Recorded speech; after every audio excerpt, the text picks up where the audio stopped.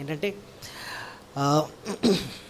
కీర్తన 1వ అధ్యాయం మొదటి 2 వచనాలు ఏముంటుంది చెప్పండి. దుష్టుల ఆలోచన చొప్పున నడువక, పాపుల మార్గం నిలవక, అపహాసకులు కూర్చున్న చోటున కూర్చుండక, యెహోవా ధర్మశాస్త్రమందు ఆనందించుచు దివారాత్రము దానిని ధ్యానించువాడు ధన్యుడు అంటున్నాడు. ఏం చేయకూడదో ఏం చేయాలో అక్కడ అంటున్నాడు. దుష్టాలోచన చొప్పున నడవకూడదట, పాపుల మార్గమున నిలవకూడదట, అపహాసకులు కూర్చున్న చోటున కూర్చోకూడదు. సో ఈ లోకంలో ఉండేది ముగ్గురు కనబడతారు: దుష్టులు, పాపులు, అపహాసకులు. సో లోకాన్ని అంతటినీ కూడా మీరు నిజంగా కేటగరైజ్ చేయాలి అంటే వీళ్ళే కనబడతా ఉంటారు అనమాట. అయితే దుష్టులు లేదా పాపులు లేకపోతే అపహాసకులు, వీళ్ళ నుంచి దూరంగా ఉండండి, ప్రత్యేకపరచబడండి. అది మీరు చేయాల్సింది ఏంటో తెలుసా? దుష్టులు చెప్పుకున్నాడు, పాపుల మార్గంలోకి, అపహాసకులు కూర్చున్న చోటున కూర్చుండగా, యెహోవా ధర్మశాస్త్రమందు ఆనందించుచు దివారాత్రము దానిని ధ్యానించువాడు. దేవుని వాక్యాన్ని పట్టుకోండి, దాన్ని ధ్యానించువాడే నువ్వు ధన్యుడు అంటున్నాడు అనమాట. ధన్యుడు అంటే అర్థం ఏంటంటే దేవుడిచ్చే సంతోషాన్ని పొందినవాడు అని అర్థం. దేవుడిచ్చిన సంతోషాన్ని పొందినవాడు అని అర్థం.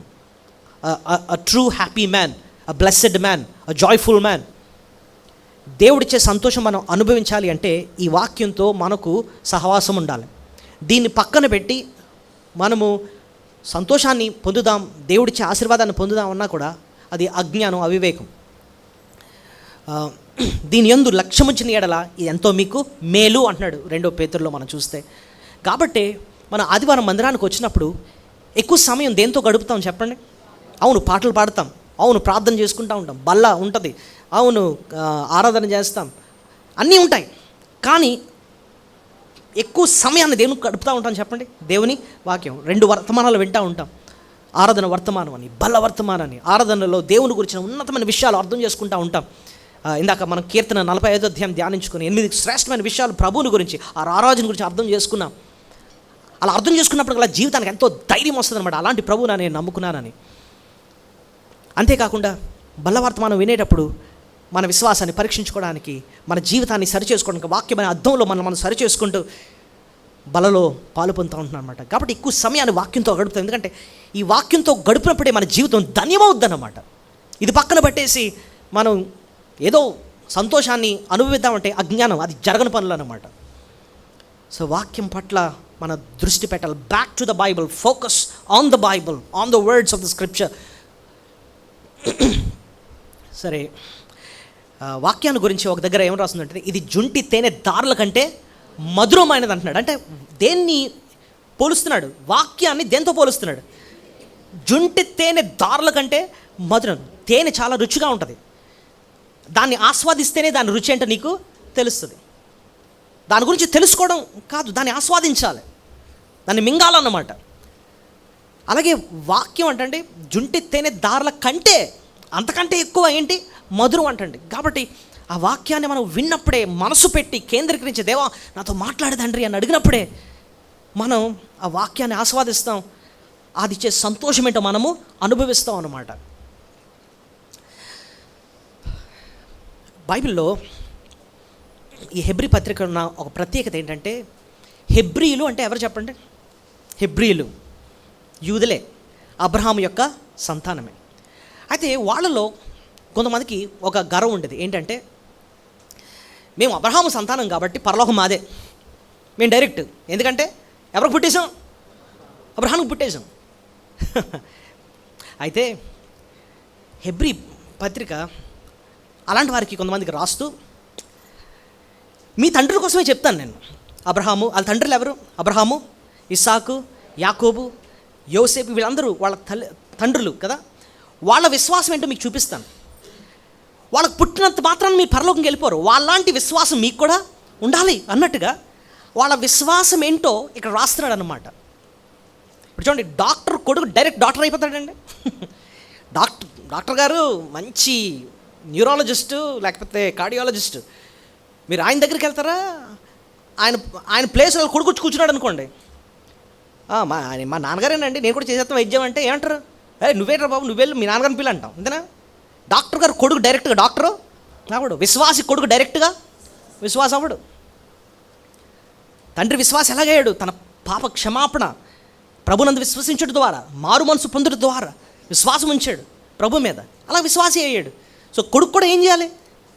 ఆ రీతిగానే ప్రభునందు విశ్వాసం ఉంచి మారు మనసు పొంది పశ్చాత్తాపడి తన పాత జీవితాన్ని విడిచిపెట్టి ప్రభుని వెంబడించినప్పుడే రక్షింపబడతాడు, పరలోకానికి అర్హుడు అవుతాడు అన్నమాట.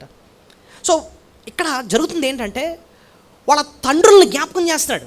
మీ తండ్రిని అబ్రహాంని జ్ఞాపకం చేసుకోండి, ఇస్సాకుని జ్ఞాపకం చేసుకోండి. ఇంకా ముందుకెళ్తున్నాడు. ఎక్కడికి వెళ్ళిపోయాడు? డైరెక్ట్గా ఏబేలు దగ్గర నుంచి మొదలు పెడుతున్నాడు అనమాట.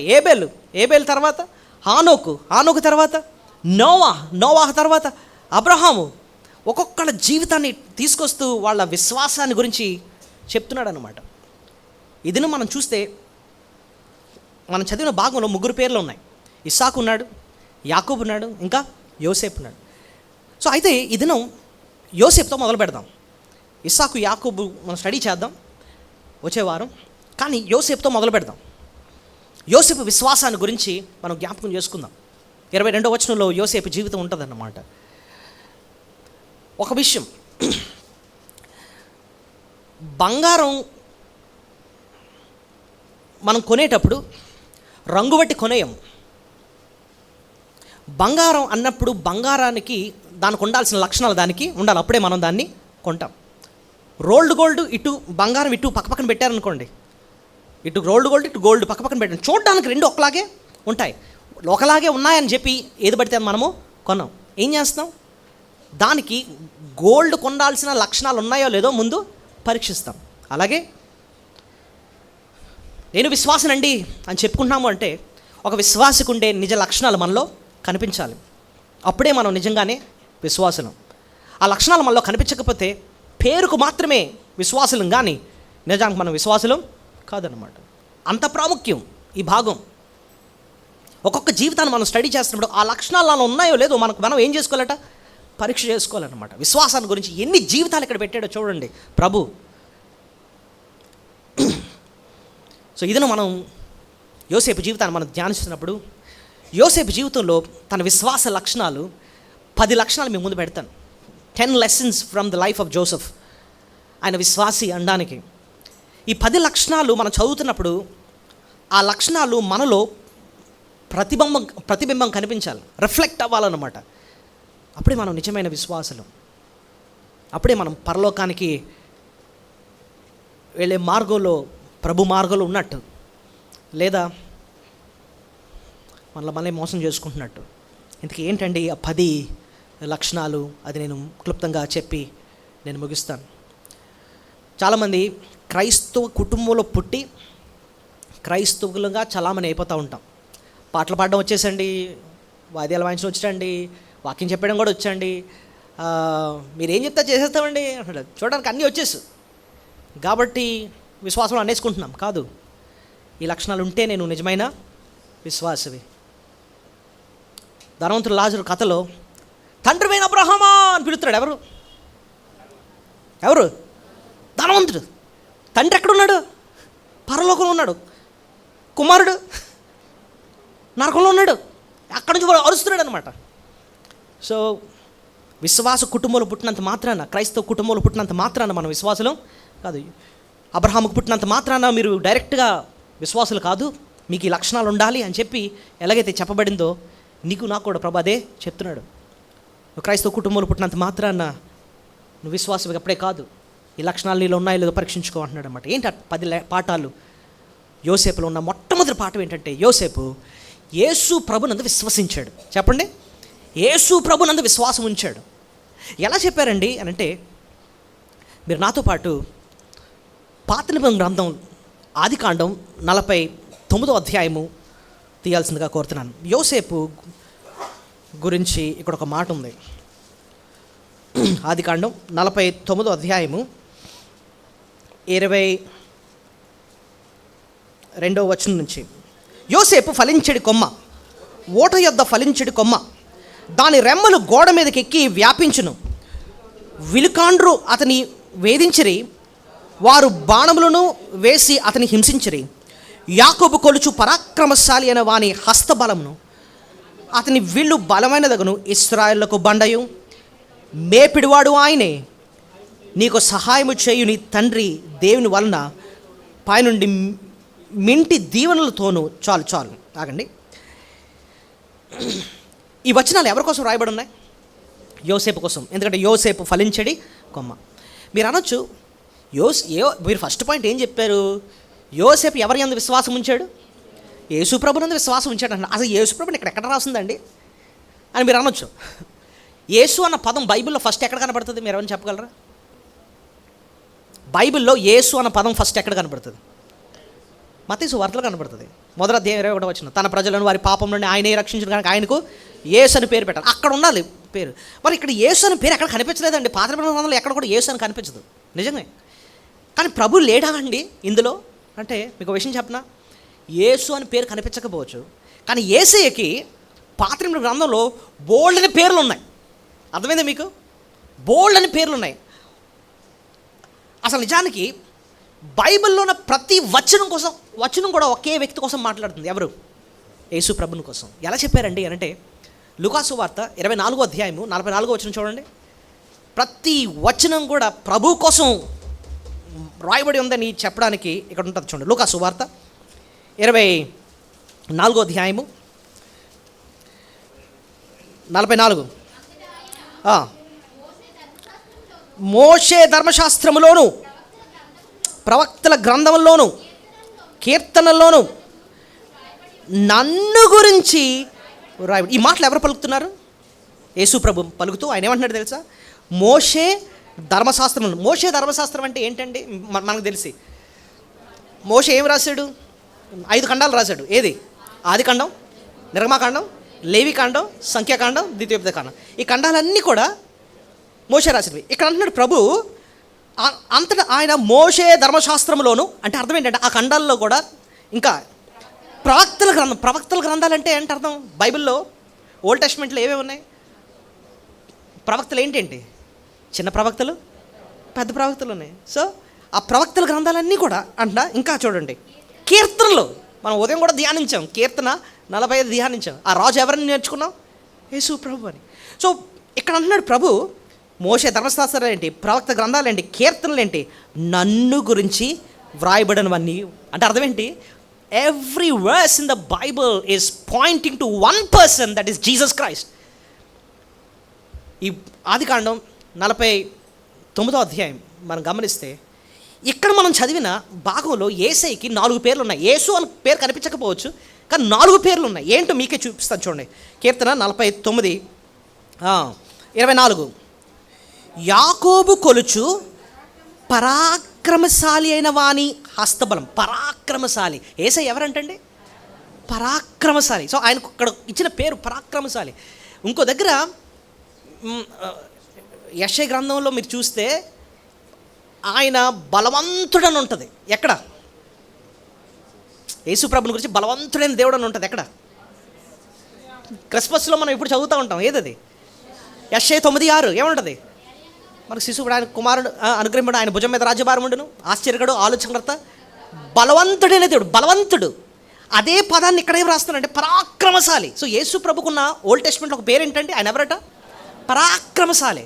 ఇంకా చూడండి కొంచెం పైన వెళ్తే అతని విల్లు బలమైన దగ్గర ఇశ్రాయేలులకు బండ.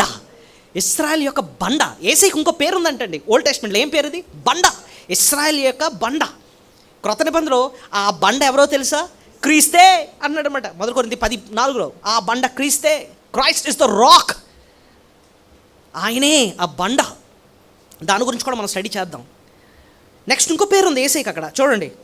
మేపెడివాడు. ఆయన ఉందా? ఇశ్రాయేలుకు బండయు ఇంకా మేపెడివాడు. మేపెడివాడు అంటే ఎవరు? షపర్డ్, కాపరి. సో యేసయ్యకి ఇంకో పేరు ఉంది ఇక్కడ. ఏంటంటే ఆయన ఎవరంటే కాపరి. యేసు ప్రభు క్రొత్త నిబంధన గ్రంథంలో ఒక దగ్గర అంటాడు, నేనే గొర్రెలకు మంచి కాపరి. ఓల్డ్ టెస్ట్మెంట్లో ఇక్కడ ఆ కాపరి అందు విశ్వాసం ఉంచుతున్నాడు. ఎవడు? యోసేపు. ఆయన జీవితం ఎందుకంటే ఫలించే కొమ్మలాగా ఉంది అని అంటే ఆయన ఆశ్రయించింది ఆ పరాక్రమశాలిని. ఆయన ఆశ్రయించింది ఒక బండను. ఆయన ఆశ్రయించింది ఒక మేపెడివాడు. ఇంకా అంటున్నాడు సహాయకుడు అన్నమాట ఉంది చూడండి. నీకు సహాయము చేయుని తండ్రి. ఇప్పుడు చెప్పండి యేసయ్యకు ఉన్న 4 పేర్లు ఏంటి ఇక్కడ ఈ భాగంలో?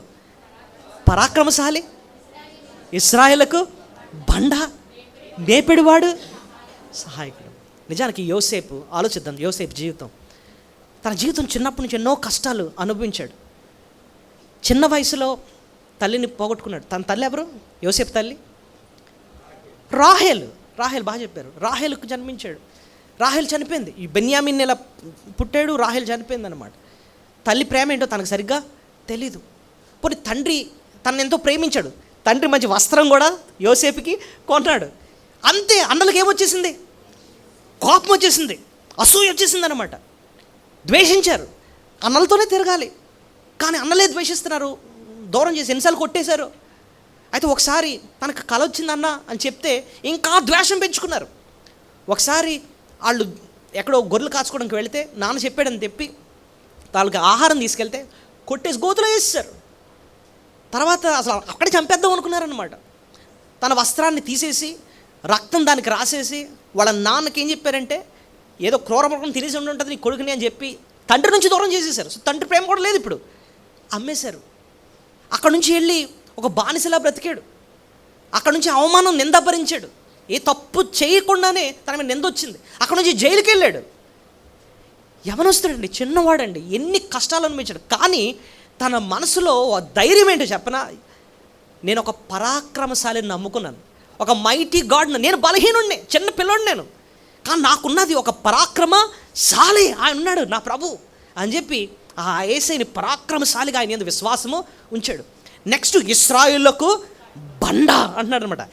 యేసయ్యని బండ అని ఎందుకు అన్నారంటే, మీకు దానియేలు గ్రంథం 2వ అధ్యాయంలో నెబుకద్నెజరు రాజుకి ఒక కళ వచ్చిందండి. ఆ కళ ఏంటి ఎవరైనా చెప్పగలరా? ఏం కళ? ఆయన పడుకున్నాడు, మనలాగే వచ్చింది ఆయన కూడా కళ. ఏంటి? పెద్ద ప్రతిమ కనిపించింది అనమాట. ఆ ప్రతిమ చాలా గంభీరంగా ఉంది. దాని తలేమో మేలిమి బంగారంతో చేయబడింది. ఆయన రొమ్ము భాగమేమో వెండితో చేయబడింది. ఈ కడుపు భాగం ఇదంతా ఇత్తడితో చేయబడింది. కాళ్ళు ఈ భాగం అంతా కూడా ఇనుముతో చేయబడ్డాయి. ఆ పాదాలేమో ఇనుము మట్టితో చేయబడ్డాయి. ఇన్ని లోహాలతో చేయబడింది అది. ఒక్కొక్క లోహము కూడా ఒక్కొక్క రాజ్యానికి సాదృశ్యం అనమాట. ఇది శిరస్సు ఏమో బంగారం, బబులోను రాజ్యానికి సాదృశ్యం. ఈ వెండి ఏమో మాదీల పారసీకుల రాజ్యానికి సాదృశ్యం. ఈ ఇత్తడేమో గ్రీసు రాజ్యానికి సాదృశ్యం. ఈ కిందనున్న ఈ ఇనుమేమో రోమా రాజ్యానికి సాదృశ్యం. ఇలాంటి గొప్ప అంటే ఈ ప్రతిమ కనబడినప్పుడు అది అలా తేరు చూస్తుంటే ఎక్కడి నుంచోనంట ఒక చిన్న రాయి వచ్చిందంటండి. ఆ రాయి వచ్చి ఈ పెద్ద ప్రతిమను ఎరగొట్టేసిందంట. ఎంతగా ఎరగొట్టిందంటే పౌడర్ చేసేసిందంట. అయితే పెద్ద గాలి వచ్చి అంతా ఎగిరిపోయిందంటండి. అప్పుడు ఈ చిన్న రాయి పెద్దదై ఒక పెద్ద పర్వతమై ప్రపంచాన్ని నింపేసిందంట. అంత గొప్ప కళ ఎవరికి వచ్చింది? ఆ రాజు పేరేంటి? నెబుకద్నెజరు రాజా. అయితే బిగ్ ప్రాబ్లం ఏంటంటే నెబుకద్నెజరు కళ మర్చిపోయాడు. ఇప్పుడు ఎవరన్నా మధ్యరాత్రుల్లో లేచి మనం లేపి బాబు కళ వచ్చిందని అంటే ఏం కలరా అంటే మర్చిపోయి చెప్పు అని అన్నానికి ఎలా ఉంటుందండి మనకి? అసలే మనకే నిద్రలో పడుకుంటే ఎలా ఉంటుంది? సేమ్ అదే పని చేశాడంటే ఎవరు? నెబుకద్నెజరు. అర్ధరాత్రులు లేచిపోయాడంట. అందరిని పిలిచాడట, జ్ఞానులందరిని పిలిచి నాకు కళ వచ్చింది, మర్చిపోయాను, చెప్పండి అంటాడంట. అదేంటి రాజా, నీ కళ మేము ఎలా చెప్తాను, నువ్వు కళ చెప్పు, దానికి నేను భావాన్ని చెప్తాం. వీళ్ళందరిని చంపేడు రా, మొత్తం అందరు చంపానండి. అలాంటప్పుడు దేవుడు ఎవరిని వాడుకున్నాడు? దానియేలును వాడుకొని ఆ కళ భావాన్ని తెలియజేస్తాడు. మీరు చెప్పండి, 4 లోహాలు 4 రాజ్యాలు అని చెప్పాం. ఇవన్నీ వరల్డ్ కింగ్డమ్స్ అని, ప్రపంచాన్ని ఏలిన పెద్ద పెద్ద రాజ్యాలు అనమాట. బబులోన్ రాజ్యం నెబుకద్నెజరు ఏలాడు, మాదీలు పారసీకుల రాజ్యం, గ్రీసు రాజ్యం అలెగ్జాండర్ ద గ్రేట్ ఏలాడు, తర్వాత రోమా రాజ్యం. ఇన్ని పెద్ద రాజ్యాలు కూడా పడిపోయి ముక్కలైపోయి పౌడర్ ఎగిరిపోయాయి. కానీ ఒక చిన్న రాయి వచ్చి శాశ్వత రాజ్యాన్ని స్థాపిస్తుంది. ఆ చిన్న రాయి ఎవరికి సాదృశ్యం? యేసు ప్రభుకు సాదృశ్యం. ఆయన నిత్య రాజ్యాన్ని స్థాపించే రారాజు ఆయన. నేను ఇందాక కీర్తన 40 అధ్యాయాలు అదే చూసాం. ఆయన శాశ్వత రాజ్యాన్ని స్థాపించడం మాత్రమే కాకుండా నన్ను ఆ రాజ్యంలో చేర్చుకున్నాడు అనమాట. అలాంటి రారాజుని విశ్వాసం ఉంచాడు. ఎవరు? యోసేపు. ఇశ్రాయేలుకు బండ అంటున్నాడు అనమాట. మనం ఆయన యందు విశ్వాసం ఉంచాం. ఇంకేం మాట రాయబడి ఉంది? మేపిడివాడు అంటే ఒక కాపరి. కీర్తనకారు అంటున్నాడు యెహోవా కాపరి. యోసేపు అన్నాడు, ప్రభువా నేను ఒక గొర్రెనే, కాపరి లేకుండా నేను బతకలేను, ఒక చిన్నోడిని, తండ్రి లేడు, తల్లి లేదు, అన్నలు లేరు, ఒంటోడిని అయిపోయాను, నాకు ఇంకెవరు ఉన్నారు నాయన, నువ్వే నా కాపరు అని చెప్పి ఆయన యందు విశ్వాసము ఉంచాడు. ఒక కాపరి గొర్రెకి ఏం చేస్తాడు చెప్పండి? పోషించేది కాపరే, ఇంకా దారి చూపించేది కాపరే, ఇంకా శత్రువుల నుంచి కాపాడేది కాపరే. ఇంకా ఒకవేళ కుంటుతున్నాడు అనుకోండి, దెబ్బ తగిలి కుంటుతుంది, కాపరి ఏం చేస్తాడు? భుజాల మీద ఎత్తుకుంటాడు, అవసరమైతే గాయాన్ని కడతాడు. ఇంకేం చేస్తాడు కాపరి? ఇంకేం చేస్తాడు? బొచ్చు కత్తిరిస్తాడు కదండి. గొర్రెలకి ఏమొచ్చేస్తుంది? బొచ్చు పెరిగిపోద్ది. ఆ బొచ్చుని అంతటిని నీట్గా కత్తిరిస్తాడు. ఆ బొచ్చు వల్ల ఎంతో వ్యాక్స్ ప్రొడ్యూస్ అవుతూ ఉంటుంది అంటే, దానివల్ల అది శుభ్రం చేయకపోతే పురుగు చేరుతూ ఉంటుంది అంటే, జబ్బులు వచ్చేసి ఇన్ఫెక్షన్ వస్తూ ఉంటుంది. వాటన్నిటిని కూడా శుభ్రపరిచేది కూడా కాపరే. పచ్చిక గల చోట్ల పరుండి చేస్తాడు, శాంతికరమైన జలముల యొద్ద నడిపిస్తూ ఉంటాడు కాపరి. నేను ఈ విషయం ఎందుకు చెప్పానంటే, గొర్రెకి కాపరి ఎంత ప్రాముఖ్యమో మన జీవితానికి ప్రభు అంత ప్రాముఖ్యం. ఆయనే మన కాపరి. అలాంటి కాపరిని ఆశ్రయించి కూడా తిరగడం చూడండి. కాపరి లేని గొర్రె బ్రతుకు ఎలా ఉంటుంది చెప్పండి? దానికి భయమే. ఏ సమయం ఏదొచ్చి చీరేస్తుందో, ఒంటరి జీవితం, గుంపు లేదు, భయంతో బతకాలన్నమాట. కానీ మనకెవరున్నారు? కాపరి ఉన్నాడు. ఆయన ఎప్పుడు కూడా మనల్ని విడిచిపెట్టాడు. ఈ గొప్ప కాపరి ప్రాణం పెట్టే కాపరి. మనం పాపాల వల్ల నశించిపోయి నరకానికి వెళ్ళిపోతా ఉంటే ఆ కాపరి ఎంత ప్రేమించాడంటే, ఆ శిక్ష అంతా ఆయన భరించి, మన పాప శిక్షను ఆయన తీసుకొని ప్రాణం పెట్టాడు, మరణించాడు, తిరిగి లేచాడు. ఇప్పుడు మనల్ని నడిపిస్తున్న గొప్ప కాపరిగా మనకి ఉన్నాడు ఆయన. He is a loving shepherd. అలాంటి కాపరి యందు విశ్వాసం ఉంచాడు ఎవరు? యోసేపు. ఇంకా సహాయకుడు ప్రభు అంటాడు, ఈ లోకంలో వచ్చినప్పుడు నాకు వేరుగుండా మీరేమీ చేయలేరు. ప్రభునైనా నేను బ్రతకాలన్నా, భక్తిగా బ్రతకాలన్నా, పాపాన్ని జయించాలన్నా, నా ఉద్యోగం నేను చేసుకోవాలన్నా, నా కుటుంబాన్ని నడిపించుకోవాలన్నా, నాకు సహాయకుడుగా నువ్వు ఉండాల్సిందే. అలాంటి సహాయకుడు నందు విశ్వాసం ఉంచాడు. ఇదండి ప్రభు నందు విశ్వాసం ఉంచడం అంటే. ప్రభువా, నువ్వు పరాక్రమశాలివి, నాకు తోడుగుండు తండ్రి. నువ్వు నా కాపరివి, నన్ను రక్షించు తండ్రి. నువ్వు నా ఇంకేమన్నాడు? సహాయకుడు బండవు, నీ రాజ్యంలో నన్ను చేర్చుకో నాయన, నాకు సహాయకుడుగా ఉండు తండ్రి అని చెప్పి ఆయన యందు విశ్వాసం ఉంచడమే నిజమైన విశ్వాసం అండి. సో యోసేపు నుంచి మనం నేర్చుకున్న మొట్టమొదటి పాఠం ఏంటంటే, ఆయన యేసు ప్రభునందు ఏం చూపించాడండి? విశ్వాసం ఉంచాడు. మనం ఆయన యందు విశ్వాసం ఉంచుతున్నామా?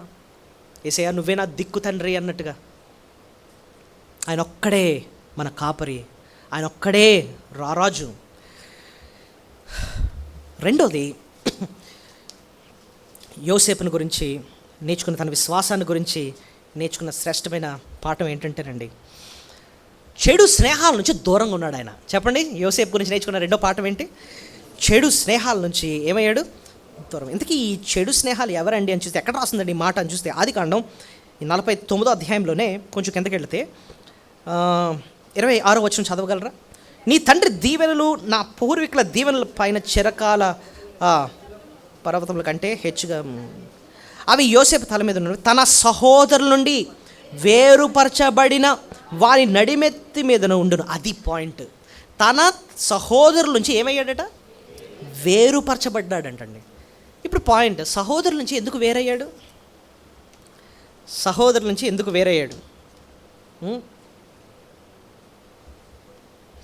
సహోదరులు గురించి అర్థం చేసుకోవాలి అంటే మనం కాంటెక్స్ట్ మనకు అర్థం అవ్వాలి. ఆదికాండం 37వ అధ్యాయము 1-2 వచనాలు.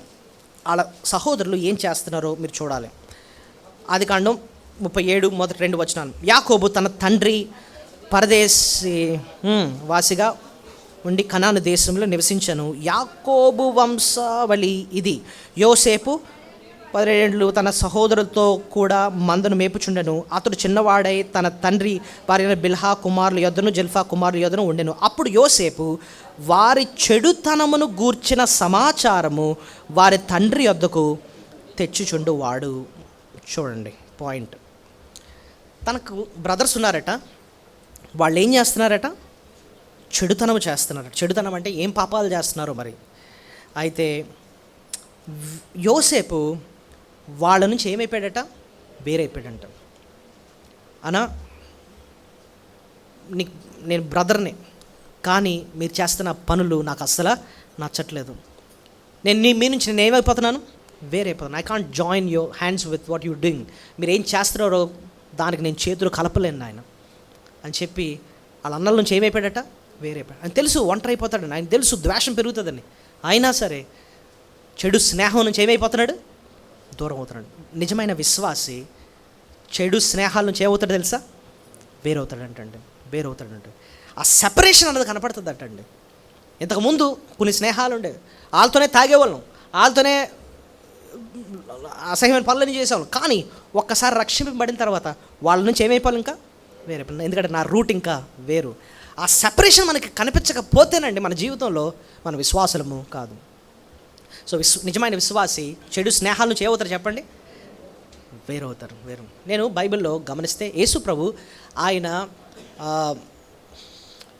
అంటే అపోస్తుల కార్యంలో అపోస్తుల కార్యంలో యేసు ప్రభుని గురించిన సువార్త చెప్తున్నప్పుడు పేతురు భక్తుడు ఒక మాట అంటాడు, మూర్ఖులకు తరం నుండి మీరేమవ్వాలి?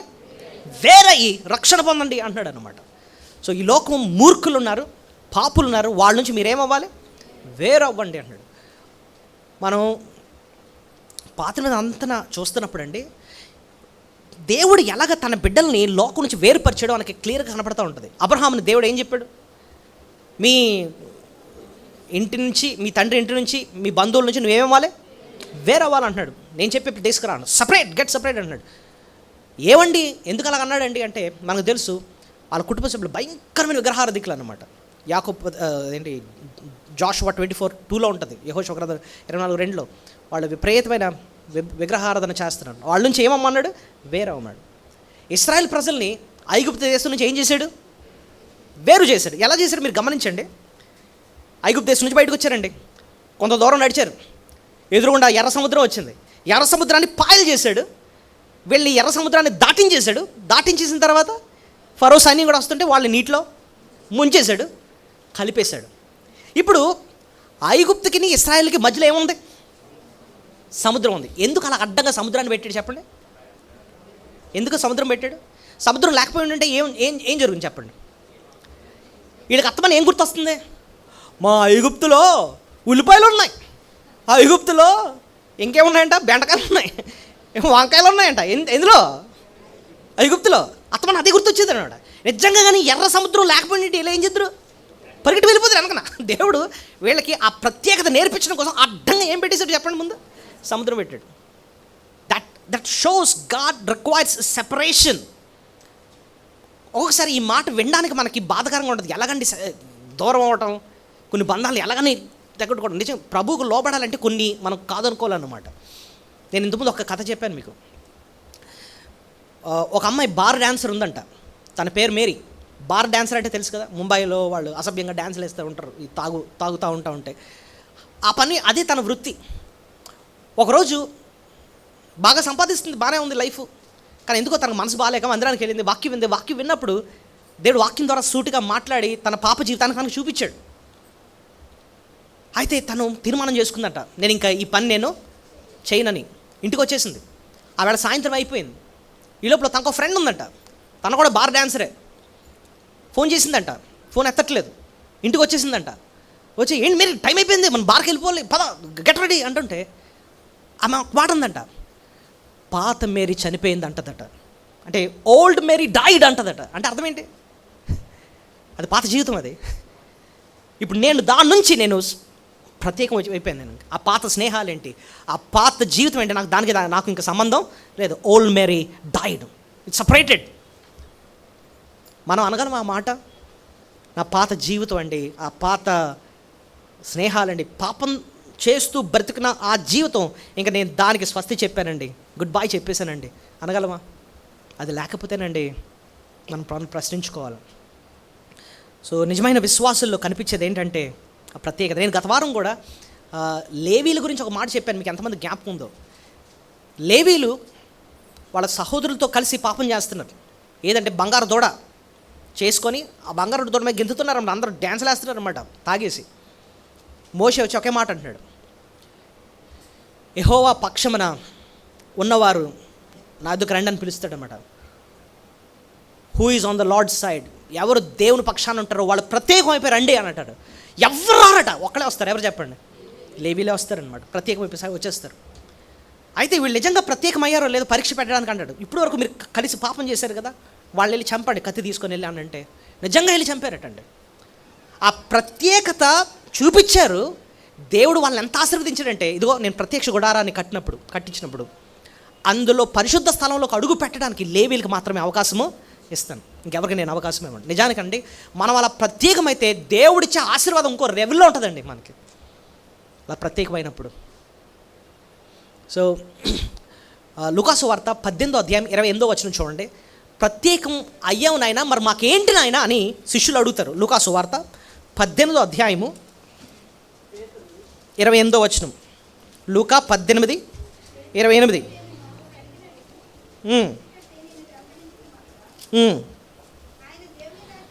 పేతురు అంటాడంటే, ఇదిగో మేము మాకు కలిగినవి విడిచిపెట్టి నిన్ను వెంబడించితిమనగా ఆయన దేవుని రాజ్యము నిమిత్తమై ఇంటినైనను భార్యనైనను అన్నదమ్ములనైనను తల్లిదండ్రులనైనను పిల్లలనైనను విడిచిపెట్టిన వాడెవడును ఏహమందు చాలా రెట్లు పరమందు నిత్య జీవమును పొందకపోవడని నిశ్చయముగా మీతో చెప్పుచున్నాను. నేను దేవుడు ఒక వాగ్దానం చేశాడు, నిజంగా నేను చెప్పినట్లు మీరు లోకాన్ని పాపాన్ని విడిచిపెట్టి నన్ను వెంబడిస్తే నేను ఊరకొండను. ఖచ్చితంగా ఎన్ని రెట్లు ఇస్తాడట అంటున్నాడు ఇక్కడ, చాలా రెట్లు.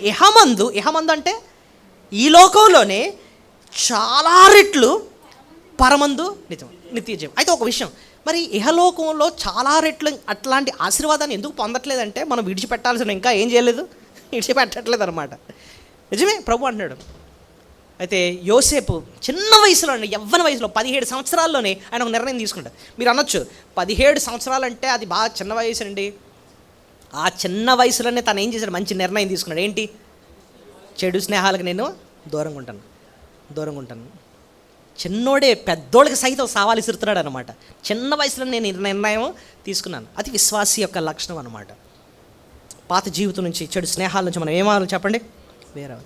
మీరు అనొచ్చు, ఎందుకండి అంత సీరియస్గా తీసుకోవాలి స్నేహాలు అని అంటే, ఏముందండి సరదాగా ఉండొచ్చు కదా అని అంటే, స్నేహాల్లో ఒక ప్రమాదం ఉంది. ఏంటో చెప్పిన, స్నేహాలు ఎక్కువైతేనంటండి దేవుణ్ణే దూరం పెడతామంట. నిజంగా చెప్తున్నా, ఎందుకంటే బైబిల్లో మాట ఉంది, అంటే ఈ లోహ స్నేహము దేవునికి వైరం. యాకోబు 4:4. ఎందుకన్నాడు తెలుసా ఆ మాట?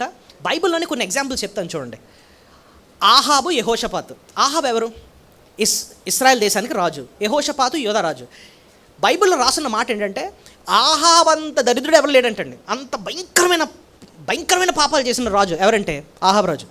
అయితే మనోడు ఎవరితో స్నేహం చేశాడంటే యెహోషాపాతు కొంచెం భక్తున్న వ్యక్తి, యోధా రాజు అనమాట, కొంచెం దేవుని భయం ఉన్న వ్యక్తి. అయితే యెహోషాపాతు వెళ్ళి ఆహాబుతో స్నేహం చేశాడు. ఇప్పుడు ఏం జరిగిందంటే,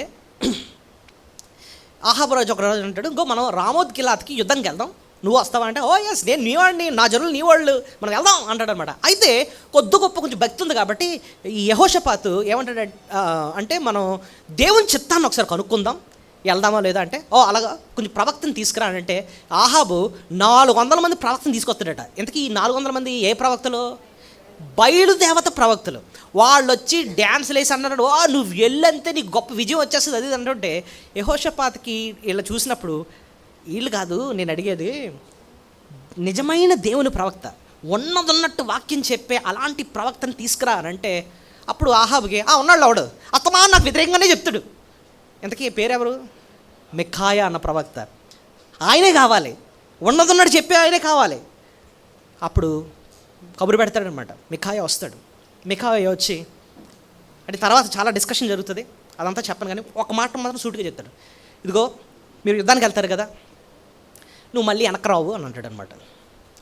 అంటే అర్థం ఏంటి? నువ్వు ఓడిపోతావు, నువ్వు చచ్చిపోతావు కూడా. ఇప్పుడు యెహోషాపాతుకి ఇద్దరున్నారు ఎదురుగుండా. ఇటు ఆహాబు ఉన్నాడు, దేవుని ప్రవక్త ఉన్నాడు. ఆహాబు అంటాడు ఎల్లవు యుద్ధానికి అంటాడు. ఇక్కడ మిఖాయా దేవుని పక్షాన్ని నించని ఆ ప్రవక్త చెప్తా ఉన్నాడు, వెళ్ళొద్దు మీకు నష్టం ఉంటుంది. ఎవరికి మాట లోబడిపోయి వెళ్ళిపోయాడు చెప్పండి. ఆహాబు స్నేహం ఎంత పవర్ఫుల్ అంటే, దేవుని ప్రవక్త చెప్పిన మాటన్న పక్కన పెడతావు కానీ ఎవరి మాట వింటున్నావు? ఇక్కడ స్నేహితుడు ఆహాబు మాట విని వెళ్ళాడు. ప్రమాదం ఏం జరిగింది తెలుసా? వాళ్ళట బాణాలు ఆహాబు మీద వెళ్ళాడట.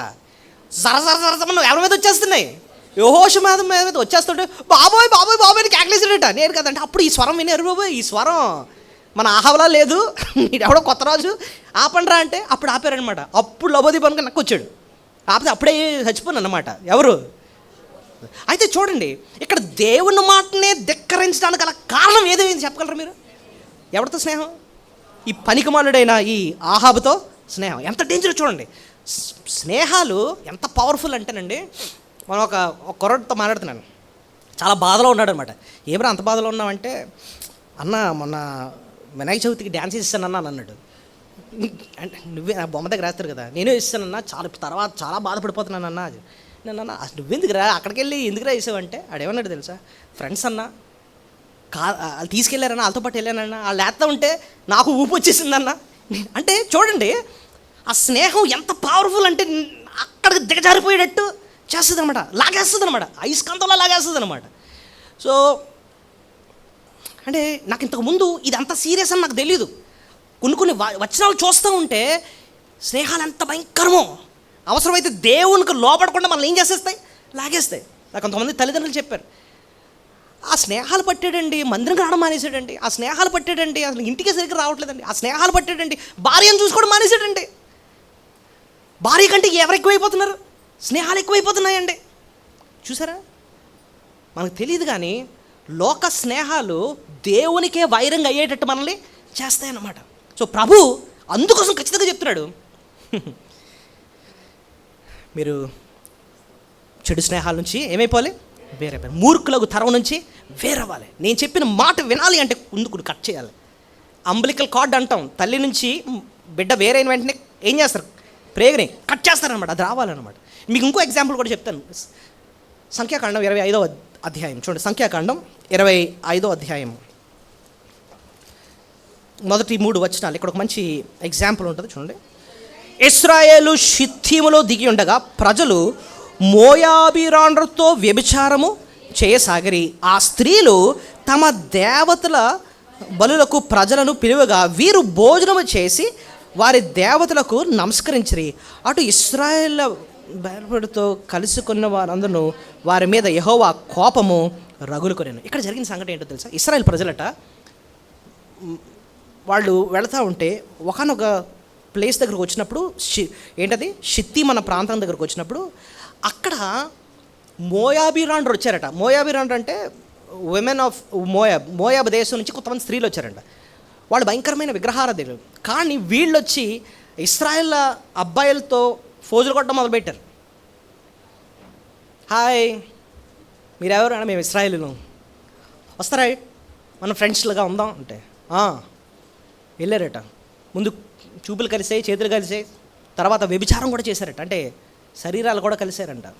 అంటే చూడండి, వ్యభిచారం స్టేజ్కి వెళ్ళిపోయారంటే ఈ ఫ్రెండ్షిప్ ఎంత ముదిరిపోయిందో ఆలోచించండి. ఇప్పుడు చూడండి, అక్కడతో ఆగలేదు. వాళ్ళు అన్నారట, ఇదిగో మా దేవత ఫంక్షన్ అవుతుంది వస్తారా అంటే, ఈ స్నేహం ఎంత ఎక్కువైపోయిందంటే ఎక్కడికి వెళ్ళిపోయారట ఇప్పుడు, ఆ దేవతల దగ్గరికి వెళ్ళిపోయి వాళ్ళతో కలిసి భోజనము చేస్తారు. ఎవరండి? ఇశ్రాయేల్ ప్రజలకి దేవుడు ప్రత్యేకంగా ఉండమని చెప్తే, ఈ లోకం నుంచి దూరంగా ఉండండి అని చెప్తా ఉంటే, వీళ్ళు ఆ స్నేహాల వల్ల ఇళ్ళతో భోజనాలు చేస్తుంటే అక్కడున్న మాట, యెహోవా కోపము ఇశ్రాయేల్ మీద వచ్చి రగులుకుందంట. ఇప్పుడు అర్థమవుతుందా మీకు? సైతాను స్నేహమన్న వల వేసి నిన్ను లాగేస్తాడు అనమాట. నీ స్నేహాలు ఎలా ఉన్నాయి? అయితే మీరు ఒక జెన్యూన్ క్వశ్చన్ ఒకటి వేయొచ్చు. ఏంటంటే, బ్రదర్ మరి మనం లోకల్ బ్రతుకుతామండి, ఉదయం లెగిస్తే మనం అవిశ్వాసులతోనే తిరగాల్సి వస్తూ ఉంటుంది, వాళ్ళతో మాట్లాడాల్సి వస్తూ ఉంటుంది. మరి ఎలాగ మనం బ్రతకాలండి? మరి ఆ బ్యాలెన్స్ అలాగని దూరం చేయలేము, అలాగని దగ్గర అయిపోలేము. ఆ బ్యాలెన్స్ ఎలా చేయాలండి అంటే, నిజంగా ప్రభుని అడిగానండి, ప్రభువా నాకు నేర్పించిన ఆయన అంటే, ప్రభు నాకు నేర్పించిన కొన్ని పాఠాలు మీకు నేర్పిస్తాను. అంటే ఈ టాపిక్ చాలా సెన్సిటివ్ టాపిక్, అర్థం చేసుకోవాలి మనం. ఏంటండి, లోకస్తులతో ఎలా ఉండాలి అని మీరు చూస్తే, మీరు నాతో కలిసి ఒక వచనాన్ని మీరు చూడండి. యోధా పత్రిక, యోధా అంటే ఎలా చెప్పను, జూడ్ ప్రకటన ముందు ఉంటుంది, ప్రకటన ముందు యోధా పత్రిక 23వ వచనం.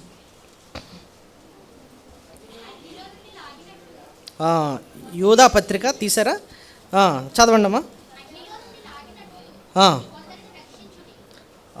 చాలు. అగ్నిలో నుండి లాగినట్టు మీరేం చేయాలి? కొందరిని రక్షించండి. ఆ మాట ఆలోచించండి. ఈ లోకంలో ప్రభు మనల్ని ఎలా పెట్టాడు తెలుసా? ఈ లోకంలో మనల్ని ఎలా పెట్టాడు తెలుసా? ఫైర్ ఫైటర్స్ అంటే అగ్నిమాపక సిబ్బంది. చెప్పండి. అంటే వాళ్ళ పని ఏంటండి? మీ ఇల్లు తగలబడిపోతుందండి, నిజంగానే అనుకుందాం. ఫస్ట్ ఎవరు ఫోన్ చేస్తారు?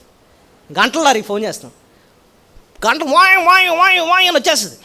వచ్చిన వెంటనే అందులో నుంచి కొంతమంది దిగుతారు. వాళ్ళు ఏమంటారు? అగ్నిమాపక సిబ్బంది. వాళ్ళ పని ఏంటి చెప్పండి? ఇళ్ళు తగలబడిపోతున్న లోపల కొంతమంది మనుషులు ఉన్నారు. వీళ్ళ బాధ్యత ఏంటి? వెళ్ళి వాళ్ళని అగ్నిలో నుంచి బయటికి లాగాలన్నమాట. నీకు గుర్తుపెట్టుకోవాల్సింది, నువ్వు ఎందుకు ఈ లోకంలో ఉన్నావు అనడానికి ఆ వచనం జ్ఞాపకం చేస్తుంది. ఏంటో తెలుసా? ఏంటి? కొంతమంది అగ్నిలో తగలబడిపోతున్నారు, వెళ్ళిపోతున్నారు నాశనానికి. అగ్నిలో ఉన్న వాళ్ళని నువ్వేం చేయాలి? బయటికి చెప్పండి, లాగాలి. అక్కడ చదవండి, మళ్ళొకసారి ఆ వచనం చదవండి. 23. అగ్నిలో నుండి లాగినట్లు కొందరిని రక్షించండి. నువ్వు స్నేహితులే ఉన్నారు అనుకుందాం. ఒకడు గుర్తుపెట్టుకో, నువ్వు వాళ్ళతో జోకులు వేసుకున్నప్పుడు, సరదాగా ఉన్నప్పుడు నీకు మైండ్లో ఒకటే ఉండాలి. ఏంటంటే వాళ్ళు ఆల్రెడీ ఎక్కడ ఉన్నారు? అగ్నిలో ఉన్నారు. దేవుడు నీకు అప్పచెప్పే బాధ్యత ఏంటంటే, నువ్వు స్నేహితుగా ఉన్నావా, నువ్వు వాళ్ళని నీ దారిలోకి తీసుకురావాలి. అయితే అంటే అర్థం ఏంటంటే, ప్రభు గురించి చెప్పి వాళ్ళ భక్తిలోకి తీసుకురావాలి, వాళ్ళని రక్షించాలన్నమాట. అది ఇక్కడ ఉన్న ప్రమాదం ఏంటో తెలుసా? అగ్ని ఉంది, వాళ్ళు అగ్నిలో ఉన్నారు, నువ్వు బాగానే ఉన్నావు. నువ్వు అగ్నిలో పడకుండా ఉండాలంటే నువ్వేం చేయాలి తెలుసా? ఒక గీత గీయాలి. అంటే అర్థం ఏంటి? నేను అంతవరకే వెళ్ళగలను, అంతకు మించి నేను అందులోకి వెళ్ళాలి, లేకపోతే నేనేమైపోతాను. గొయ్యి ఉందండి, గోతులు ఎవరో పడ్డారండి, నువ్వు గోతుల నుంచి ఒక వ్యక్తిని లాగాలి. ఎంతవరకు వెళ్ళాలి? నువ్వు ఒక గీత గీసుకోవాలి. నేను ఎంతవరకు అయితే నేను వెళ్ళగలను, అంతకు మించి నేను వెళితే నేనే గోతులో పడవచ్చు, నేను అగ్నిలో పడవచ్చు. ఆ గీత గీయడం అన్నది మనకి రావాలన్నమాట. అర్థమైందా మీకు? స్నేహం చేస్తాం ఎంతవరకు, మాట్లాడతాం ఎంతవరకు, ఒక గీత గీయాలని ఎంతవరకు అయితే నేను మాట్లాడగలను, ఈ విషయాలు అయితే నేను మాట్లాడగలను, అంతకు మించి ఎక్స్ట్రా నేను మాట్లాడను. ఇంత టైం అయితే నేను గడపగలను, అంతకంటే ఎక్స్ట్రా టైం నేను గడపలేను. ఎందుకంటే అవి ఎక్కువైతే వాళ్ళు నా దగ్గర రావడం కాదు, నేను వెళ్ళిపోతాను అగ్గిలోకి. చూసారా? ఆ గీత ఏంటో మనకి తెలియదు. ప్రభు ఆ మెరుగుపరచడమాట. గుర్తుపెట్టుకో, నేను నిన్ను రక్షించుకున్నాను, నువ్వు ఈ లోకంలో నా పని చేయాలి. అదేంటంటే స్వార్థ పని చేయాలి. లోకస్తుల్ని నువ్వేం చేయాలంటే నీ దారిలోకి తెచ్చుకోవాలి. నువ్వు లేదు, వాళ్ళే నిన్ను లాగుతున్నారని అర్థమైపోయిందా, జాగ్రత్త పడిపోవాలన్నమాట. నేనే లైన్ దాటేస్తున్నానా, నేనే పడిపోతానేమో అందులో కదా. లోకస్తుల మైండ్ సెట్ వేరు, మన మైండ్ సెట్ వేరండి. లోకస్తుల యొక్క మైండ్ సెట్ ఏంటో తెలుసా? మనకు తెలిసిందే. ఏం తినాలి, ఏం త్రాగాలి, ఏం ధరించాలి, ఎంత సంపాదించాలి, ఎంత దాయాలి. సంపాదించామా సరిపోదు, ఇంకా ఎక్కువ సంపాదించాలి. దాసామా సరిపోదు, ఇంకా ఎక్కువ దాయాలి. కొన్నామా సరిపోదు, ఇంకా కొనాలి. ఇంతే. మన మొదటి వ్యవహారంలో మాట ఉంటుంది, లోకంలో ఉన్నదంతా మూడేనంట: శరీరాశ, నేత్రాశ, జీవుడు డంబం. చూడు, రెండు పదాల్లో కూడా ఆశ ఆశ ఉంటుంది, మూడోదేమో డంబం అని ఉంటుంది. అంటే ఏంటంటే ఆశ డంబం అంటే అర్థం ఏంటో తెలుసా? లేని దాన్ని ఆశించడం. డంబం అంటే ఉన్నదాన్ని బట్టి అతిశయించడం, లేనిది ఆశించడం, ఉన్నదాన్ని బట్టి. అదే లోకం. నీకు లేదు, కొనేయాలి కొనేయాలి కొనేయాలి. ఇప్పుడు కొనే దాన్ని ఏం చేస్తాం? అచ్చా, ఇప్పుడు నీకు ఐవాచ్ లేదు, కొనేసావు మొత్తం మీద, అమ్మ నాన్న బుర్ర తినేసి. ఇటు చదువుతుందేమో 10వ క్లాస్ కూడా ఇంకా చదవట్లేదు. నీకు ఇక్కడికి ఏం కావాలట? ఐవాచ్. ఎందుకంటే వీళ్ళందరూ ఫ్రెండ్స్కి ఉంది, నీకు కావాలి. వాళ్ళు జుత్తు పీకేసి మొత్తం మీద కొనిపించావు, ఇప్పుడు తగిలించావు. ఇప్పుడు అందరి దగ్గరికి వెళ్ళి చూసావా ఏంటిది? ఐవాచ్. లేనిది ఆశించడం, ఉన్నదాన్ని బట్టి అందరి దగ్గర ఆశించడం. నా దగ్గర ఇది ఉంది, నీ దగ్గర ఉందా? లోకం అంతా ఇంతేనండి. ఇది లోకపు తీరు. కానీ నీ తీరు ఏంటో తెలుసా? నీ కాలింగ్ ఏంటో తెలుసా? నా రాజ్యాన్ని, నా నీతిని మొదట వెతుకు, నేను చెప్పిన మాటలు విను, నా కోసం బతుకు. అందుకోసం నేను నిన్ను రక్షించుకున్నాను. నీ బాధ్యతల్లో ఏంటంటే అగ్నిలో ఉన్న వారిని లాగడానికి నిన్ను ఇక్కడ పెట్టాను. నువ్వెళ్ళి అందులో పడ్డం కాదు. నీ జీవితమే ప్రత్యేకంగా ఉండాలి, నీ రూట్ వేరు. అది ఆ గీత గీడు మనకు రాకపోతేనండి చాలా ప్రమాదం ఉంది. భక్తులు దేవునికి దూరం అయిపోతాం, లోకంతో స్నేహం అయిపోద్ది, దేవునికే వైరంగా మారిపోతాం అన్నమాట. అంటే అర్థం ఏంటి? దేవుడినే మనం శత్రుగా భావిస్తాం అన్నమాట. సో లోకస్తులనే ఇంకో మాట ఏంటంటే, నీ సుఖం ముఖ్యంరా, నువ్వు సంతోషంగా ఉండడం ముఖ్యం, నువ్వు సంపాదించడం ముఖ్యం, డబ్బుంటేనే మనకి ఈ లోకంలో ఘనత. ఇవన్నీ లోక తీరు మాటలు అన్నమాట. ఇవన్నీ మనకు అది కుదరదు. ప్రభు, నేను ఇంతకుముందు చెప్పాను, మనం ఎవరంటే ఈ లోకంలో యాత్రికులు అంట. ఎవరు? యాత్రికుల సంపాదన ఎలా ఉంటుంది? నీ ట్రావెలింగ్లో కిట్ ఎలా ఉంటుంది చెప్పండి? అన్నే బట్టలు, చిన్న సోపు, చిన్న పేస్ట్ అని చిన్న చిన్నవే. ఎందుకంటే నువ్వు యాత్రికుడివి. అంత బాక్సులో అంత ఆహారం అంతే. సో ఆ మైండ్ సెట్ వచ్చేయాలన్నమాట. ఈ లోకం యాత్రికుడు మాత్రమే. ఈ లోకంలో నేను త్వరగా విడిచిపెట్టాలి, నాది పరలోకం. ఏమో రేపేనా లాస్ట్ డే ఏమో, ఎవడో తెలుసు, ప్రభు ఎప్పుడైనా పిలవచ్చు నేను. అలాంటి సిద్ధ మనసుతో ఈ లోకంలో బ్రతకాలి. ఇది ఏవి కూడా లోకానికి లేదు. లోకమంతా ఏంటంటే సంపాదించడం, ఎంజాయ్ చేయడం, సంపాదించడం, ఎంజాయ్ చేయడం. ఇప్పుడు ఎక్కడన్నట్టు బతుకుతూ ఉంటుంది. నీకు ఆ మైండ్ సెట్ వచ్చేస్తుంది ఎప్పుడు తెలుసా? స్నేహం ఎక్కువైపోతాయి. అపోస్తుల కార్యంలో మనం చూస్తే పౌలు భక్తుడు రక్షింపడినప్పుడు 2 ప్రశ్నలు అడిగాడు ప్రభుని. ఏమన్నాడు? ప్రభా, నువ్వు ఎవరివి? నేనేం చేయను ఆయన. ఈ 2 మాటలతో మనం బతకాలట. స్కూటర్కి 2 చక్రాలు ఉంటాయి. భక్తి జీవితానికి 2 ప్రశ్నలు చాలా ముఖ్యం. ప్రభా, నువ్వెవరో నాకు నేర్పించు, నేనేం చెయ్యాలో నాకు తెలియజేయి. లోక స్నేహాలు పెరిగితే ఈ 2 పోతాయి మన మైండ్లో. సో స్నేహాలు ఎంత నిన్ను ప్రభావితం చేస్తాయి అన్నది గుర్తించు ఒకసారి.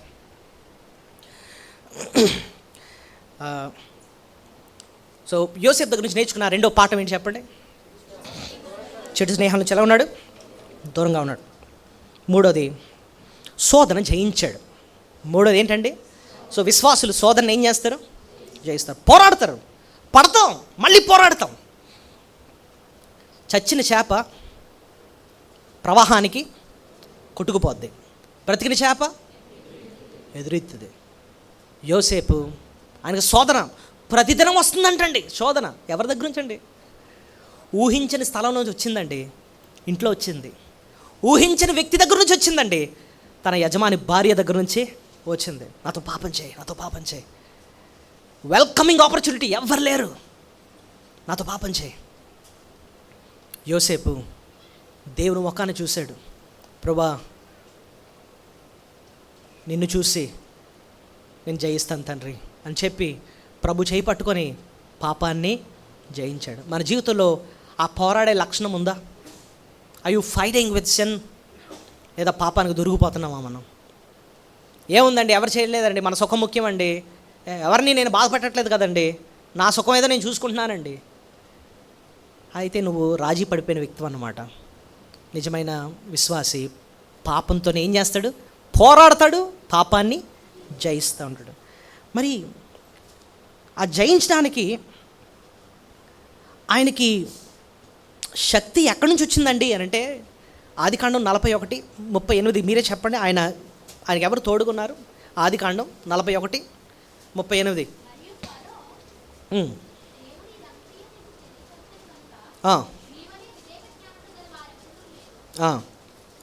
లేదు, దేవుని ఆత్మ గలవాడు. చూడండి, ఇతని వల్లే దేవుని ఆత్మ కలిగిన మనుషుల్ని కనుగొనగలమా? ఇప్పుడు చెప్పండి, ఆయనకి ఎవరు తోడుకున్నారు? దేవుని ఆత్మదేవుడు. నిజానికి పాపాన్ని జయించే శక్తి మనకు లేదండి. ఆత్మసిద్ధమే కానీ శరీరము బలహీనము. ఎవరన్నారు ఈ మాట? ప్రభు అన్నాడు, మన శరీరము బలహీనం, వీఆర్ వీక్. పాపాన్ని జయించే శక్తి మనకు లేదు. కానీ రక్షింపబడిన వ్యక్తికి ఒక వరంగా ప్రభు మనకు ఒకరు ఇచ్చారు. ఎవరంటే పరిశుద్ధాత్మ దేవుడు. పరిశుద్ధాత్మ దేవుడు ఆయన పేరులోనే ఉంది. ఏంటి? పరిశుద్ధ ఆత్మ అంటే అర్థం ఏంటి? మనలో ఆయన ఏం తీసుకొస్తాడు? పరిశుద్ధతను తీసుకొస్తాడు. పాపాన్ని జయించే శక్తిని ఆయన మనకి ఇస్తాడనమాట. అదే పరిశుద్ధాత్మ దేవుడు చేసే పని ఎలా ఉంటుందండి అని అంటే, ఆయన మన చేతికి ఒక ఖడ్గాన్ని ఇస్తాడు. ఆ ఖడ్గం ఏంటో తెలుసా? వాక్యం అనే ఖడ్గం. వాక్యం ఎప్పుడైతే వింటామో, వాక్యం ద్వారా మనకి వచ్చే ఒక మేలు ఏంటంటే దైవ భయం వస్తుంది. చెప్పండి, ఏమొస్తుంది? ఎలా చెప్పారండి అంటే, కీర్తన 19వ అధ్యాయం చూడండి, సామ్ 19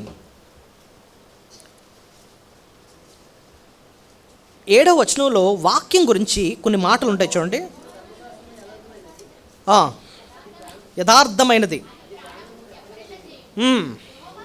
యెహోవా శాసనములు నమ్మదగినవి, అవి బుద్ధిహీనులకు జ్ఞానము పుట్టించును. యెహోవా ఉపదేశములు నిర్దోషమైనవి, అవి హృదయాన్ని సంతోషం. సో ఇవన్నీ మనకి ఏమర్థమవుతున్నాయి చెప్పండి? వాక్యం కోసమే రకరకాల మాటలు ఉపయోగిస్తున్నారు. యెహోవా ధర్మశాస్త్రం అంటున్నాడు, యెహోవా శాసనాలు అంటున్నాడు, యెహోవా ఉపదేశాలు అంటున్నాడు, యెహోవా ఏర్పరిచిన ధర్మము నిర్మలమైనది, అది కనులకు వెలిగించింది. ఈయన చెప్పి 9వ వచనం ఏమంటున్నాడు చూడండి, యెహోవా యందైన భయము పవిత్రమైనది, అది నిత్యము నిలిచిన. అంటే అర్థం ఏంటో తెలుసా? పైన వాక్యాన్ని ఎప్పుడైతే మనం ఆస్వాదిస్తామో అది మనలో ప్రొడ్యూస్ చేసేది ఏంటంటే దేవుని పట్ల భయం. ఆదివారం మనం వాక్యం విన్నప్పుడు మనలో ఒక మేలు ఏం జరుగుతుందో తెలుసా అండి? దేవుడు వాక్యం విన్నప్పుడు దేవుని భయం కలుగుతుంది. వాక్యం మనలో తీసుకొచ్చేది ఏంటంటే దేవుని పట్ల భయం. It produces fear of God. ఆ వాక్యం లేనప్పుడు దైవభయం ఉండదు. దైవభయం లేనప్పుడు ఎవడు చూడట్లేదు కాబట్టి వెళ్ళి పాపము చేస్తామన్న దైవభయం లేకపోతే పాపం చేస్తాం. అబ్రహాం అదే అంటున్నాడు, ఈ స్థలంలో దైవ భయం ఏమాత్రం కూడా లేదు కనుక అవసరమైతే నా భార్యను కూడా తీసుకెళ్ళిపోతాను నన్ను చంపేసి అంటున్నాడు అనమాట. ఆదికాండం 20:11. So fear of God is produced by word of God which is given by the Holy Spirit. పరిశుద్ధాత్మ దేవుడు వాక్యం ద్వారా మనకు దైవ భయాన్ని కలుగు చేస్తాడు. ఆ దైవ భయమే మనల్ని పాపం నుంచి ఏం చేస్తుంది? కాపాడుతుంది. ఎవరు చూడండి, విశ్వాసి అవిశ్వాసికి ఒకే తేడా ఏంటంటే, అవిశ్వాసి చుట్టూ చూస్తాడు, ఎవరు చూడలేదు కదా అన్నాడు, కానీ విశ్వాసి ఏం చేస్తాడు? పైగా ఆయన చూస్తున్నాడు కదా అంటాడు అనమాట. That's the difference. Shadrach Meshach అబేద్నెగోలు అందరూ మొక్కేస్తున్నారంట ఇది ఆ ప్రతిమకి, ఈ ముగ్గురు మాత్రం మొక్కలేదట. ఏమి అంటే ఏమి? అందరికీ ఇవే కనపడుతున్నాయి, అగ్నిగుండం, ఆ ప్రతిమ, ఈ రాజు, వీళ్ళే కనపడుతున్నారు, ఇసిరేసే వాళ్ళు వీళ్ళందరూ కనపడుతున్నారు. కానీ వీళ్ళెవ్వరికి కనిపించింది వీళ్ళు కనపడుతున్నారు. ఎవరు వీళ్ళు? ఎవరు? దేవుడు. వీళ్ళెవ్వరు అంటే వీళ్ళెవ్వరికి కనిపించింది వాళ్ళకి మాత్రమే కనిపిస్తుంది. ఆ దేవుడు నన్ను చూస్తున్నాడు, మమ్మల్ని చూస్తున్నాడు. ఆయన ముందు మేము నిరపరాధులుగా ఉండాలి అని చెప్పి దేవునికి భయపడి, రాజా మేము అగ్నికొండకు కాదు భయపడేది, మేము భయపడేది ఆయనకి. ఈ వేడిమి గల అగ్నికొండం నుంచి తప్పించగల సమర్థుడు ఆయన. ఒకవేళ తప్పిపోయినా సరే మేము ఆయనకే లోపడతాం, కానీ నీకును నీ ప్రతిమకు మాత్రం మొక్కలేము మేము నిలబడిపోయారనమాట. సో పాపం నుంచి జయం పొందాలంటే మనలో ఉండాల్సింది దైవ భయం. సో మన యోసేపులో కనిపించిన 3వ శ్రేష్టమైన లక్షణం ఏంటంటే దైవం. ఇంకొక లక్షణాన్ని మనం చూసి ముగించుకుందాం, మిగిలినవి వచ్చే వారం మనం చూద్దాము. 4వది ఏంటంటే ఆయన పాపాన్ని సహించని వ్యక్తి. చెప్పండి, పాపాన్ని అంటే పాపం చేయలేదు, పాపాన్ని కూడా ఏం చేయలేదు? సహించలేదు. ఇది మీరు ఎలా చెప్పారండి అంటే ఆదికాండం 37:2 మనం ఇందాక చదివాం కదా. ఆయన సహోదరుల నుంచి వేరవడమే కాదు, తండ్రికి కంప్లైంట్ చేస్తున్నాడు కదండి. ఎందుకు కంప్లైంట్ చేశాడు? తండ్రి, నువ్వు ఇంటికి యజమానివి, మన ఇంటిలో ఇలాంటి పాపము ఉండకూడదు, ఉంటే నేను సహించలేను. ఎందుకంటే పాపం ఉంటే దేవుని ఆశీర్వాదం ఉండదు. మన ఇంటిలో ఇలాంటి పాపాలు ఉండకూడదు నాయన అని చెప్పి నేను చేయను. అంతేకాక ఇంకోటి చేస్తున్నా కూడా నేను దాన్ని టాలరేట్ చేయను. నేను చేయకూడదు, ఇంకోటి కూడా ఇందులో మన ఇంట్లో పాపము చేయకూడదు. ఇంటికి ఆశీర్వాదం ఉండాలంటే దేవునికి నచ్చని పాపాలు ఇంట్లో ఉండకూడదు. నేను ఒక బాధాకరమైన విషయాలు కొన్ని విన్నాను. ఒకడట ఒక అమ్మాయితో తిరుగుతున్నాడట రోడ్డు మీద. సొంత తల్లి అందంట, రే రోడ్డు మీద తిరగడం ఎందుకు, ఇంటికి తెచ్చి అని అన్నాడంట. రోడ్డు మీద వ్యభిచారం చేయడం ఎందుకు, ఇంట్లో చేయి. ఒక తండ్రి చెప్తున్నాడట కొడుక్కి ఏంటంటే, అరే బయటికి తాగడం ఎందుకురా, ఇంటికి తెచ్చేసుకో, ఇంటి దగ్గర చదువు. కానీ ఈడేమో మొత్తం ఇంట్లో పెట్టేసేట, ఫ్రెండ్స్ అని తీసుకొచ్చి సెటప్ ఎక్కడ? ఇంట్లో. దేవుని ఉగ్రత వచ్చేస్తుంది ఇంటి మీదకి. పాపం చేయకపోవడం కాదు, పాపాన్ని కూడా ఏం చేయకూడదు? సహించకూడదు. నిజంగా నువ్వు విశ్వాసం ఏదో నువ్వు అనాల్సిందే, అరే నువ్వు కానీ అది విడిచిపెట్టకపోతే ఇంటి గడప తొక్కనేవనరా నిన్ను, స్టే అవుట్ సైడ్. అవి విడిచిపెడితేనే ఇంట్లో ఉంటావు నువ్వు. అలాగంటే నిజంగా నిన్ను నీ కుటుంబాన్ని కూడా దేవుడు ఆశీర్వదిస్తాడు. నిజంగా యోసేపు విశ్వాసం అండి. మనం ఒక్కొక్కసారి ఇంట్లో అవి ఉండకూడదండి, ఇవి ఉండకూడదండి అనుకుంటూ ఉంటాం కదా. అసలు ఉండకూడదు ఏంటో తెలుసా? పాపం ఉండకూడదు. ఒకసారి కొంతమంది ఏమండి మా ఇంటికి వచ్చి ప్రార్థన చేయండి అంటాం. నిజంగా వచ్చి ప్రార్థన చేస్తాం, కరెక్టే. ప్రార్థన చేసిన దేవుడు ఆశీర్వదించాడు. ఎప్పుడు చెప్పండి. ఆయనకు నచ్చని పాపాలు ఇంట్లో ఉంటే దేవుడు ఇంటిని ఆశీర్వదించడు. ఇంటిని ఆశీర్వదించాలి అంటే నువ్వు పరిశీలన చేసుకొని, ప్రభువా ఇవి నీకు నచ్చనివి, ఇవి ఇంట్లో నిజంగానే ఉన్నాయి, ఈ వేళ నుంచి ఈ అలవాట్లు ఏంటి, ఈ చెత్త ఏంటి, నీకు నచ్చని పద్ధతులు ఏంటి వదిలేస్తున్నాం మేము, మా ఇంటిని ఆశీర్వదించు తండ్రి అని అడుగు. దేవుడు కుమ్మరిస్తాడు ఆశీర్వాదాలని, కుమ్మరిస్తాడు ఆశీర్వాదాలని.